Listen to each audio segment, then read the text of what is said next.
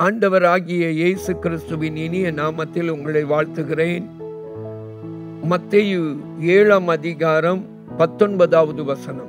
நல்ல கனி கொடாத மரமெல்லாம் வெட்டுண்டு அக்கினியிலே போடப்படும்.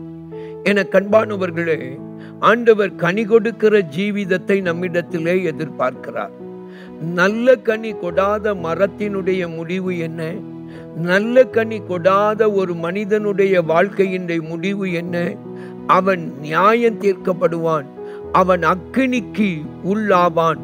அக்கினியிலே நல்ல கனி கொடாத மரமெல்லாம் அக்கினியிலே வெட்டுண்டு போடப்படும் என்று சொன்னால் அவன் தேவனுடைய ராஜ்யத்தின் மேன்மையை இழக்கிறான்.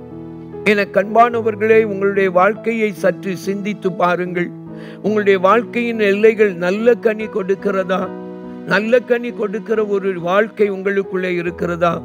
மனம் திரும்புதலுக்கு ஏற்ற கனி, ஆவியின் கனி, நற்கிரியைகளாகிய கனி, மாயமற்ற கனி கொடுக்கிற ஒரு வாழ்க்கை.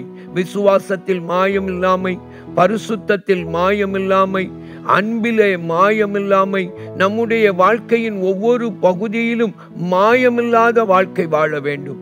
ஆண்டவர் இயேசு கண்டித்த ஒரு பெரிய ஒரு பாவம் மாய்மாலம். அவர் நேரடியாய் அழைக்கிறார், மாயக்காரரே என்பதாக.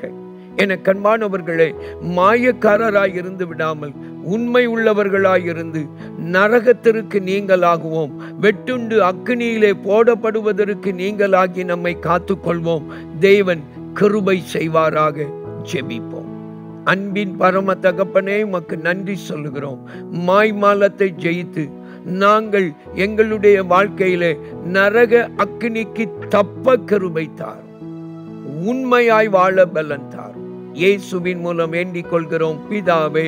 ஆமென், ஆமென். அன்பானவர்களே, உங்கள் ஜெப தேவைகளுக்கும் மேலதிக விவரங்களுக்கும் தொடர்பு கொள்ள வேண்டிய எங்கள் முகவரி: சகோதரர் பி.